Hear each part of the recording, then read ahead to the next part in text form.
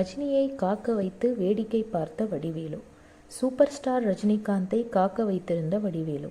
வடிவேலு உதயநிதி ஸ்டாலினுடன் நடித்த மாமன்னன் திரைப்படம் சில தினங்களுக்கு முன்பு வெளியாகி ரசிகர்களிடம் நல்ல வரவேற்பு பெற்று வருகிறது.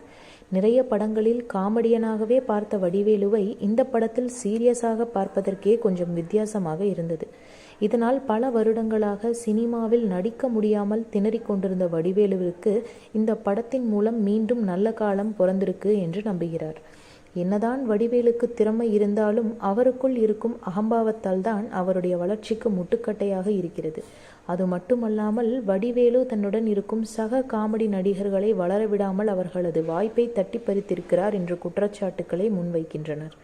அதிலும் இப்பொழுது திரை விமர்சகர் அந்தணன் சமீபத்தில் அளித்த பேட்டியில் வடிவேலு ரஜினியை காக்க வைத்து வேடிக்கை பார்த்தார் என சொன்னது பலரையும் காண்டேற்றி இருக்கிறது.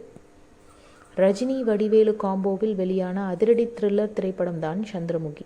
இந்த படத்தின் 2ஆம் பாகம் தற்போது விறுவிறுப்பாக தயாரிக்க கொண்டிருக்கிறது. ஆனால் சந்திரமுகி படத்தின் முதல் பாகத்தில் இடம்பெற்ற காமெடி காட்சிகள் அல்டிமேட்டாக இருக்கும்.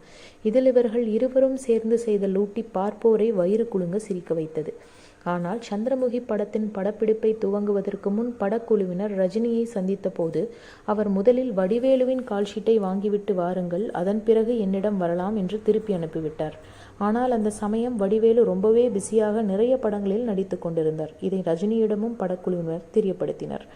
அப்படியும் ரஜினி, நீங்கள் வடிவேலுவை படப்பிடிப்பு தளத்திற்கு கொண்டு வரும் வரை நான் வேறு எந்த படங்களுக்கும் செல்ல மாட்டேன், அவருக்காக காத்திருப்பேன் என்று வைகை புயல் செட்டுக்கு வரும் வரை அவருக்காக காத்திருந்தார். இருப்பினும் இதை பற்றி ஒரு நாள் கூட ரஜினி பெரிதுபடுத்தி பேசவில்லை.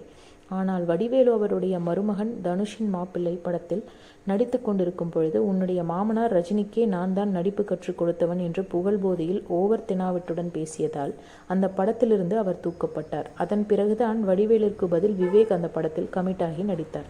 இந்த விஷயத்தை தற்போது அந்தணன் சமீபத்து பேட்டியில் தெரிவித்து இனியாவது வாயை அடக்கி கொண்டிருந்தால் மட்டுமே திரையுலகில் வடிவேலுவால் இருக்க முடியும் என்று கூறியுள்ளார்.